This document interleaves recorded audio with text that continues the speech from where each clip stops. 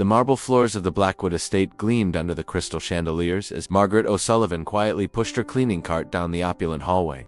At 62 years old, she had been working as a housekeeper for the wealthy for over 4 decades, but nothing had prepared her for the sheer arrogance and cruelty of her current employer. Billionaire tech mogul Alexander Blackwood. Alexander Blackwood was everything that money could buy and everything that humanity could lose. At 45, he had built a technology empire worth over $12 billion. But somewhere along the way, he had forgotten that the people who served him were human beings with feelings, dreams, and dignity. To him, they were merely extensions of the machinery that kept his luxurious lifestyle running smoothly. The Blackwood Estate sprawled across 50 acres of prime real estate in the Hamptons, featuring a main house with 27 rooms, an Olympic-sized swimming pool, a private tennis court, a helicopter landing pad, and gardens that required a team of 12 full-time ground. The house itself was a monument to excess, filled with priceless art, rare antiques, and technology that most people couldn't even imagine. Margaret had been working at the estate for 3 years, ever since her husband Patrick had passed away from cancer, leaving her with mounting medical bills and a mortgage she couldn't afford on her widow's pension. The job paid well enough to keep her small apartment and send a little money to her daughter Sarah, who was struggling as a single mother in Boston. But the money came at a cost that went far beyond the physical demands of maintaining such a massive property. Alexander Blackwood seemed to take perverse pleasure in humiliating his staff, particularly Margaret, whom he viewed as an easy target due to her age and quiet demeanor. Margaret, his voice boomed from the library, causing her to flinch as she polished a Ming Dynasty vase in the hallway. "Get in here immediately." She set down her cleaning cloth and hurried to the library, where she found Alexander seated behind his mahogany desk, wearing a custom-tailored Italian suit that cost more than Margaret made in 6 months. His cold blue eyes looked her up and down with obvious disdain. "Look at this," he said, pointing to a barely visible water ring on the surface of an antique side table. "Do you see this mark? This table is worth more than you'll earn in an entire lifetime, and you've damaged it with your carelessness." Margaret examined the table closely. The mark was so faint it was barely noticeable, and she was certain it hadn't been there when she cleaned the room the previous day. "Mr. Blackwood, I don't believe Are you contradicting me?" he interrupted, his voice rising. "Are you suggesting that I'm lying about damage to my own property?" "No, sir. You just what? You just thought you could get away with destroying priceless antiques because you're too old and incompetent to do your job properly." He stood up, towering over her with his 6'2" frame. "Maybe it's time I found someone younger and more capable to replace you." Margaret felt her heart racing, but she forced herself to remain calm. She needed this job desperately, and Alexander knew it. "I apologize, Mr. Blackwood. I'll be more careful in the future." "You'll be more careful," he laughed, a sound devoid of any warmth or humor. "Do you know what I pay you, Margaret? I pay you more in a month than most people in your position make in 3 months, and this is how you repay my generosity." The truth was that Alexander paid his staff well, but not out of generosity. He paid them well because it gave him power over them. It made them dependent on him, afraid to leave, willing to endure his abuse because they couldn't afford to lose their jobs. "I want you to clean this table again," he continued, "and then I want you to clean every piece of furniture in this room. And if I find so much as a speck of dust anywhere, you'll be doing it again tomorrow, and the day after that, until you learn to do your job properly." Margaret nodded silently and began gathering her cleaning supplies. As she worked, Alexander remained in the room, making phone calls and conducting business, while occasionally glancing over to make sure she was working to his satisfaction. "Yes, Johnson," he said into his phone. "I want you to buy out their entire inventory and then shut down their distribution network. I don't care if it puts 300 people out of work. Business is business." He paused, listening to the response. "What do you mean it's not ethical?" "Ethics are a luxury for people who can't afford to win." Margaret tried to focus on her work, but she couldn't help but overhear his conversation. She had learned over the years that Alexander Blackwood was not just cruel to his household staff, he was ruthless in all aspects of his life. He had built his fortune by destroying smaller companies, manipulating stock prices, and exploiting legal loopholes that allowed him to avoid paying his fair share of taxes. "Margaret," he said after ending his call, "I'm having a dinner party tomorrow night for some very important investors. I want this house to be absolutely perfect. If even one thing is out of place, if even one glass has a water spot, if even one flower in the arrangements is wilted, you'll be looking for a new job on Monday." "Yes, sir," Margaret replied quietly, continuing to polish the furniture. "And another thing," Alexander continued, clearly enjoying his position of power, "I don't want to see you or any of the other staff during the party. You'll prepare everything beforehand and then make yourselves invisible. My guests don't need to be reminded that I employ people like you." People like you. The phrase stung more than Margaret cared to admit. She had been a teacher for 20 years before Patrick's illness forced her to leave her career to care for him. She had a master's degree in education and had touched the lives of hundreds of students during her career. But to Alexander Blackwood, she was just people like you, invisible, disposable, beneath his notice except when he needed someone to abuse. That evening, as Margaret prepared to leave for the day, she encountered Maria Santos, the estate's head cook, in the staff break room. Maria was a kind woman in her 50s who had been working for the Blackwood family for over a decade. "How are you holding up, Margaret?" Maria asked with genuine concern. "I heard him yelling at you again today." Margaret sighed as she gathered her purse and coat. "I don't know how much more of this I can take, Maria. He gets worse every day." "No," Maria said sympathetically. "But you know we can't afford to quit. Jobs like this, with this kind of pay, they don't grow on trees." "Sometimes I wonder if the money is worth it," Margaret admitted. "The way he treats us, like we're not even human beings." "He's always been difficult," Maria said, "but he's gotten much worse since his divorce 2 years ago. I think losing half his fortune to his ex-wife really changed him." Margaret had heard about the divorce. Alexander's wife Victoria had left him after 15 years of marriage, taking their 2 children with her. The divorce settlement had cost him nearly $6 billion, and according to the staff gossip, Victoria had cited emotional abuse and complete lack of empathy as grounds for the divorce. "Maybe he'll calm down eventually," Margaret said, though she didn't really believe it. Maybe Maria agreed, but her tone suggested she didn't believe it either. "Just try to stay out of his way as much as possible. And remember, we're all in this together. If you ever need anything, just ask." As Margaret drove home to her small apartment, she reflected on her situation. She was trapped in a job that was slowly destroying her spirit, working for a man who seemed to take pleasure in her humiliation, but she couldn't afford to leave. Her daughter Sarah was struggling to make ends meet as a single mother, and Margaret's small contributions helped pay for her grandson's school, supplies and clothes. Her apartment was a stark contrast to the opulence of the Blackwood estate. It was clean and comfortable, but modest in every way. The furniture was secondhand, the appliances were old but functional, and the walls were decorated with family photos and mementos from her teaching career. As she prepared a simple dinner for herself, Margaret thought about the life she had built with Patrick. They had never been wealthy, but they had been happy. Patrick had worked as a mechanic, and Margaret had taught elementary school. They had saved carefully for their retirement, planning to travel and spend time with their grandchildren, but cancer had destroyed those plans. The medical bills had consumed their savings, and Patrick's death had left Margaret alone and financially vulnerable. At 62, she was too young for full Social Security benefits, but too old to easily find a new career. That night, as she lay in bed, Margaret made a decision. She would endure Alexander Blackwood's abuse for as long as necessary, but she would not let him break her spirit. She had survived worse things than a cruel employer, and she would survive this too. What Alexander Blackwood didn't know was that Margaret O'Sullivan was not just a housekeeper. She was not just people like you. She was a woman with a secret that would soon change everything, a secret that would turn the tables on the arrogant billionaire and teach him a lesson about respect, humility, and the true value of human dignity.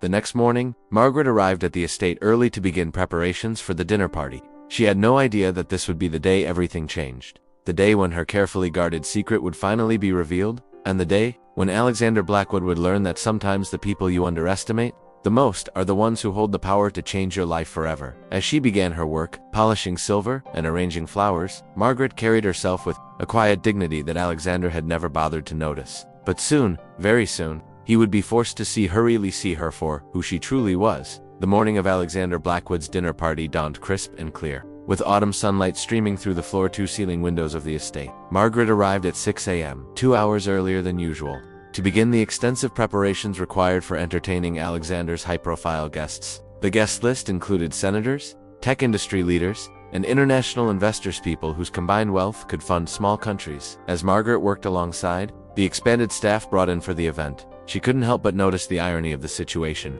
These powerful people would dine on crystal and china worth hundreds of thousands of dollars, served by people they would never acknowledge as human beings worthy of basic respect. Alexander had been in a particularly foul mood all week, snapping at staff members over the smallest perceived infractions. The pressure of securing a major government contract worth $2 billion had made him even more volatile than usual, and he was taking his stress out on everyone around him. Margaret, his voice echoed through the mansion at 8 a.m., just as she was carefully arranging white orchids in the main dining room. "Come to my office immediately." She set down the flowers and hurried to his study, where she found him pacing behind his desk like a caged animal. His usually perfect hair was disheveled, and his expensive shirt was wrinkled, suggesting he had spent the night in his office rather than in his bedroom. "Look at this," he said, pointing to a stack of newspapers on his desk.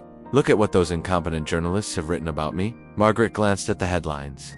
The business section of the New York Times featured an article titled, "Blackwood Industries Under Investigation for Tax Evasion." The Wall Street Journal had a piece questioning his company's labor practices in overseas factories.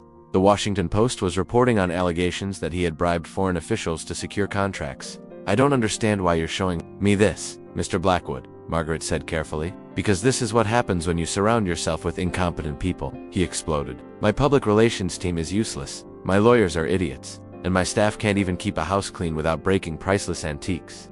Margaret realized he was referring to the barely visible water ring from the previous day, an incident that had clearly festered in his mind overnight. "Tonight's dinner is crucial," he continued, his voice rising with each word. "Senator Williams will be here, along with the defense secretary and the head of the Pentagon's technology procurement. This contract could make or break my company's future, and I will not have it ruined by incompetent staff members who can't do their jobs properly. Sir, I assure you that everything will be perfect for tonight's dinner," Margaret said, trying to keep her voice steady. "Will it?" Alexander stepped closer, his face flushed with anger.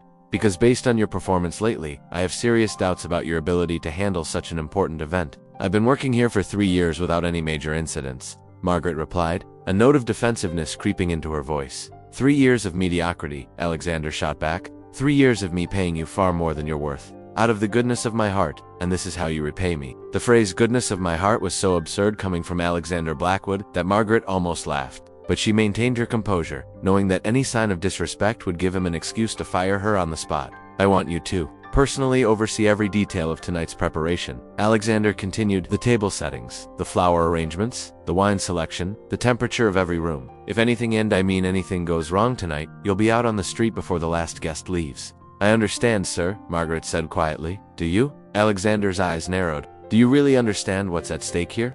This isn't just about your little job cleaning my house. This is about a multi-billion-dollar contract that could secure my company's dominance in the defense technology sector for the next decade." As Alexander continued his tirade, Margaret found herself studying his face. She saw the stress lines around his eyes, the way his hands trembled slightly from too much caffeine and too little sleep. For a moment, she almost felt sorry for him. "Almost. You know what your problem is, Margaret," Alexander said, his voice dropping to a more menacing tone. "You don't understand your place in the world. You think because I pay you well, because I allow you to work in my home, that somehow makes you important. But you're not important. You're replaceable. There are 1,000 women just like you who would be grateful for the opportunity to work here. Just like me," Margaret repeated softly, more to herself than to him. "That's right," Alexander said, misinterpreting her tone as agreement. "Just like you. Uneducated, unskilled, dependent on the charity of people like me to survive." The word uneducated hit Margaret like a physical blow. She thought of her master's degree in education, her 20 years of teaching, the hundreds of students whose lives she had touched and improved. She thought of the awards she had won, the recognition she had received from her peers, the respect she had earned in her community.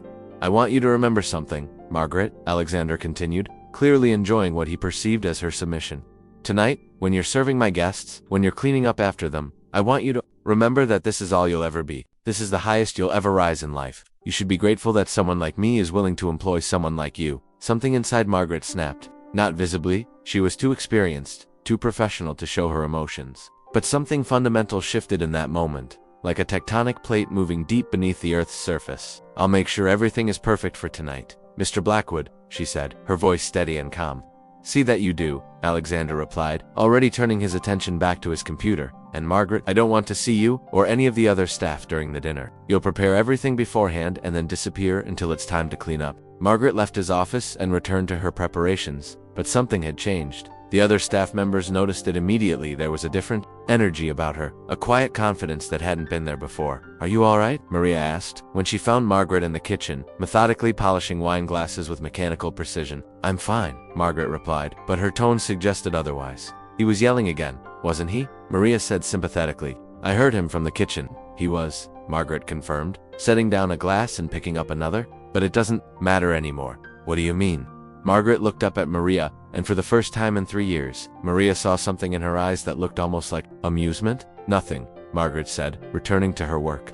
"Just that tonight is going to be very interesting." The afternoon passed in a whirlwind of activity. The florists arrived to set up elaborate arrangements throughout the house. The catering staff brought in cases of the finest wines and began preparing a Spanos meal that would cost more than most people's monthly salaries. The security team swept the property and established discreet positions around the estate. Margaret supervised it all with quiet efficiency. ensuring that every detail met Alexander's impossibly high standards. The crystal gleamed, the silver sparkled, the flowers were arranged with artistic precision. The dining room looked like something from a palace, with hand-painted china gold-trimmed glasses, and centerpieces that belonged in a museum. At 5 p.m., Alexander emerged from his office dressed in a tuxedo that had been custom-made by the same tailor who dressed European royalty. He inspected every room with the intensity of a military general, looking for any flaw that might embarrass him in front of his important guests. "This will have to do," he said grudgingly, after completing his inspection. "But I'm warning you, Marguerite, if anything goes wrong tonight, if even one guest is dissatisfied with the service, you'll be looking for a new job tomorrow." "I understand, Mr. Blackwood," Margaret replied calmly. The first guests began arriving at 7 p.m. Senator Williams came with his wife, followed by the defense secretary and several Pentagon officials. Tech industry leaders arrived in a convoy of luxury cars, and international investors flew in by helicopter, landing on the estate's private helipad. Margaret and the other staff retreated to the kitchen and service areas, as instructed. They could hear the sounds of conversation and laughter from the dining room as Alexander played the role of the perfect host, charming his guests with stories and jokes while servers moved invisibly through the room, refilling glasses and replacing courses. "He's really putting on a show tonight," Maria whispered as they watched through the service window. "He always does when he wants something," Margaret replied, but her attention was focused on something else entirely. At 9 p.m., just as the main course was being served, Margaret made a decision that would change everything. She walked calmly to the service entrance of the dining room and stepped inside, moving with the quiet confidence of someone who belonged there. Alexander was in the middle of telling a story about his latest acquisition when he noticed her. His face immediately darkened with anger. "Excuse me for just a moment," he said to his guests with a forced smile. "There seems to be a small issue with the staff." He stood up and walked toward Margaret, his eyes blazing with fury. "What do you think you're doing?" he hissed under his breath. "I specifically told you to stay out of sight." "I know what you told me, Mr. Blackwood," Margaret replied calmly. "But I think it's time your guests knew exactly who has been taking care of them tonight." "Get out of here immediately," Alexander whispered harshly, "or you're fired." "No," Margaret said simply. "I don't think I will." The word hung in the air between them like a challenge. Alexander's face turned red with rage, but he was acutely aware that his guests were watching the exchange with growing interest. "Ladies and gentlemen," Margaret said, raising her voice so that everyone in the room could hear her clearly, "I'd like to introduce myself properly. My name is Margaret O'Sullivan, and I've been working as Mr. Blackwood's housekeeper for the past 3 years. Alexander looked like he was about to have a stroke. "Margaret, if you don't leave this room immediately, I've prepared your meals, cleaned your rooms, and ensured your comfort during your visit here tonight," Margaret continued, ignoring Alexander's threats. "But there's something about me that Mr. Blackwood doesn't know. Something that I think you all might find interesting." The guests were now completely focused on the unfolding drama, their dinner forgotten as they watched the confrontation between the billionaire and his housekeeper. "You see," Margaret said, her voice growing stronger with each word, "Mr. Blackwood has spent the last 3 years telling me that I'm uneducated, unskilled, and worthless. He's told me that I should be grateful for his charity, that I am nothing more than hired help who should know my place." "That's enough," Alexander shouted, no longer caring about maintaining his composure in front of his guests. "Security, remove this woman from my house immediately." But Margaret wasn't finished. She reached into her apron pocket and pulled out a folded piece of paper, holding it up for everyone to see. "What Mr. Blackwood doesn't know," she said with a smile that was both gentle and devastating, "is that 3 years ago, I received this letter. Would you like to know what it says?" The room fell completely silent. Even Alexander stopped shouting, suddenly sensing that something was very wrong. Margaret unfolded the paper and began to read in a clear, steady voice that carried to every corner of the room. "Dear Dr. O'Sullivan, it is our honor to inform you that you have been selected as the recipient of this year's Nobel Prize in Economics for your groundbreaking research on sustainable economic development models." The silence that followed was deafening. Alexander's face went from red to white in a matter of seconds, and several guests audibly gasped. Margaret looked up from the letter and smiled at the stunned faces around her. "The ceremony is next week, in Stockholm," she said calmly. "I was planning to give my notice after tonight anyway." The silence in the dining room stretched on for what felt like an eternity. Alexander Blackwood stood frozen, his mouth slightly open, staring at Margaret, as if she had just announced she was from another planet. The assembled guest senators, defense officials, tech moguls, and international investors sat in stunned silence, their expensive dinners growing cold as they processed what they had just heard. That's impossible," Alexander finally stammered, his voice barely above a whisper. "You're a housekeeper, you clean toilets and dust furniture. You can't be ... You can't have one ... The Nobel Prize in Economics?" Margaret finished calmly. "Yes, I can, and I have. Would you like me to continue reading the letter, or would you prefer to verify it yourself?" I'm sure several of your guests have connections at the Nobel Committee. Senator Williams, a distinguished man in his 70s who had been in politics for over 4 decades, slowly stood up from his chair. Dr. O'Sullivan, he said with obvious respect, I had the privilege of reading your research paper on sustainable economic development. Your work on microfinance systems in developing nations has been revolutionary. I had no idea you were ... Here, serving dinner to people who think I'm beneath their notice, Margaret said with a slight smile. Yes, Senator Williams, I've been here for 3 years, listening to conversations about economic policy, trade agreements, and financial regulations while being treated as if I were invisible. The defense secretary, a stern woman named Patricia Chen, leaned forward in her chair. Dr. O'Sullivan, your work on economic stability in post-conflict regions has been instrumental in shaping our foreign aid policies. We've been trying to arrange a meeting with you for months, but your representatives said you were unavailable. I was unavailable, Margaret confirmed. I was working 16-hour days cleaning this house, and being told by my employer that I was worthless and should be grateful for his charity. Alexander finally found his voice, though it came out as a strangled croak. This is impossible. You're lying. You're making this up too, to embarrass me in front of my guests. Margaret reached into her other pocket and pulled out her phone. Would you like me to call the Nobel Committee? Or perhaps you'd prefer to speak with my literary agent? My book Economics of Compassion has been on the New York Times bestseller list for 18 months. The royalties alone are worth more than your entire net worth, Mr. Blackwood. The color drained completely from Alexander's face. Several guests pulled out their own phones, undoubtedly looking up information about Dr. Margaret O'Sullivan. The soft sounds of typing and whispered conversations filled the room as the reality of the situation began to sink in. But why? Alexander asked, his voice breaking slightly. Why would you work as a housekeeper if you if you're I'm one of the most respected economists in the world, Margaret supplied. If I'm worth approximately $15 billion. If I have honorary doctorates from Harvard, Oxford, and Cambridge. She walked slowly around the table, her presence now commanding the attention of everyone in the room. Gone was the submissive housekeeper who had been invisible for 3 years. In her place stood a woman of obvious intelligence and dignity. Someone who clearly belonged in rooms like this not as hired help, but as an equal or superior to everyone present. I worked here, Margaret continued, because 3 years ago, my husband Patrick was dying of cancer. We had been married for 35 years, and I wanted to spend his final months taking care of him personally, not traveling around the world giving lectures and attending conferences. The room was completely silent now, everyone hanging on her every word. Patrick was a simple man, Margaret said, her voice softening with memory. He was a mechanic who never finished high school, but he was the kindest, most generous person I've ever known. When he got sick, I took a leave of absence from my university position and my consulting work. I wanted to be with him every moment I could. She paused, looking directly at Alexander. But caring for someone with terminal cancer is expensive, even when you have money. The experimental treatments, the private nurses, the specialized equipment, it all adds up. So when Patrick died and I was emotionally devastated, I decided to take a simple job, something that would keep me busy while I grieved, something that wouldn't require me to think or make important decisions. You took a job as a housekeeper, Senator Williams said quietly, to heal from your loss. Exactly, Margaret confirmed. I thought it would be temporary, just a few months to get my bearings, but then I discovered something interesting about working in a position where people think you're invisible. She turned back to Alexander, who was now sitting heavily in his chair, looking like he might be sick. You learn things, Margaret said. You overhear conversations about business deals, political arrangements, financial You see how people treat those they consider beneath them. You witness the true character of individuals when they think no one important is watching. The implications of her words began to dawn on the assembled guests. For 3 years, one of the world's most brilliant economists had been invisibly present during their private conversations, their business dealings, their unguarded moments. The tax evasion schemes you discussed with your accountant last month, Margaret said to Alexander conversationally. The bribes you paid to officials in Southeast Asia, the worker safety violations in your factories that you decided were cost-effective to ignore, the environmental regulations you've been circumventing through shell companies. I heard it all, Mr. Blackwood. I documented it all. Alexander's face went from white to green. You were spying on me. I was cleaning your house, Margaret corrected.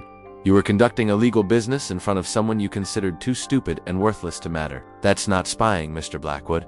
That's just you being careless because of your own arrogance. She turned to address the room at large. Ladies and gentlemen, I want you to know that your host has been under investigation by the FBI for the past 6 months. The evidence I provided to federal prosecutors has been instrumental in building their case against him. The reaction was immediate and dramatic. Several guests stood up abruptly, clearly wanting to distance themselves from Alexander. As quickly as possible, others began making urgent phone calls, undoubtedly to their own lawyers and advisors. The defense contract you're all here to discuss tonight, Margaret continued, the one worth $2 billion. Mr. Blackwood has been planning to inflate the costs by 40% and funnel the excess money through offshore accounts. I have recordings of him discussing this plan with his financial advisors. Alexander tried to stand up, but his legs seemed to give out beneath him. He slumped back into his chair, staring at Margaret with a mixture of horror and disbelief. Why? He whispered. Why are you doing this to me? Margaret's expression softened slightly, and for a moment, she looked like the gentle housekeeper she had pretended to be for 3 years. Because, Mr. Blackwood, you forgot that every person has value, regardless of their job title or bank account. You forgot that the woman cleaning your house might have a PhD from MIT and a MacArthur Fellowship. You forgot that the man serving your dinner might be a published poet, or that the woman tending your garden might be a retired surgeon. She walked closer to him, her voice becoming gentler, but no less powerful. You treated me, and everyone else who works for you, as if we were less than human. You took pleasure in humiliating people you thought couldn't fight back. You used your wealth and power to make others feel small and worthless. I pay you well, Alexander said weakly. I pay all my staff well. You pay us well so you can own us, Margaret replied. So you can abuse us without consequence, knowing we can't afford to leave. That's not generosity, Mr. Blackwood. That's exploitation. She straightened up and addressed the room again. The FBI will be here within the hour to arrest Mr. Blackwood on charges of tax evasion, bribery, fraud, and conspiracy. I suggest you all consider carefully whether you want to be here when they arrive. The exodus was immediate. Guests began gathering their belongings and heading for the exits. Some making frantic phone calls to their lawyers, others simply wanting to get as far away from Alexander Blackwood as possible. Senator Williams paused as he passed Margaret. Dr. O'Sullivan, I hope you'll consider returning to public service. The country needs people like you in positions of influence. Thank you, Senator, Margaret replied. I'm actually planning to establish a foundation for economic education and worker rights. I think it's time to put my money where my mouth is, so to speak. Within 20 minutes, the dining room was empty except for Margaret and Alexander. The elaborate dinner party had collapsed completely, leaving behind only the remnants of what had been meant to be Alexander's triumphant evening. Alexander sat slumped in his chair, staring at the table. $15 billion, he said quietly. You're worth $15 billion. Closer to $18 billion, actually, Margaret corrected. My investments have done quite well over the years. And you spent 3 years cleaning my house. I spent 3 years learning about you, Mr. Blackwood, learning about how you treat people when you think they can't hurt you, learning about your business practices, your moral character, your complete lack of empathy for anyone you consider beneath you. Alexander looked up at her, and for the first time in 3 years, Margaret saw something in his eyes that might have been genuine remorse. I could have been different, he said quietly, if I had known who you were, ... That's exactly the problem, Margaret replied. You should have been different regardless of who I was. You should have treated me with respect because I'm a human being, not because I have money or education or awards. She began removing her apron, folding it neatly and placing it on the table. The woman who will replace me is named Rosa Martinez, Margaret said. She's a single mother with 3 children, working 2 jobs to make ends meet. She has a high school education and dreams of becoming a nurse someday. I'm paying for her nursing school tuition, and I've arranged for her to work here part-time while she studies. Why are you telling me this? Alexander asked.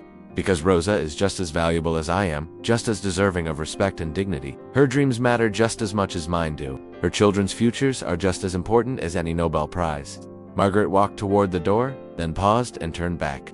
You have a choice, Mr. Blackwood. You can continue to be the man who treats people as disposable objects, or you can learn from this experience and become someone better.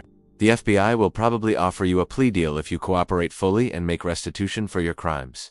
You could use this as an opportunity to rebuild your life on a foundation of respect and genuine service to others. And if I don't? Alexander asked. Then you'll spend the next 20 years in federal prison. And you'll die alone and unmourned, remembered only as a cautionary tale about the corruption that comes with unchecked power and wealth. As if on cue, the sound of sirens could be heard. In the distance, growing louder as they approached the estate. That would be the FBI, Margaret said calmly.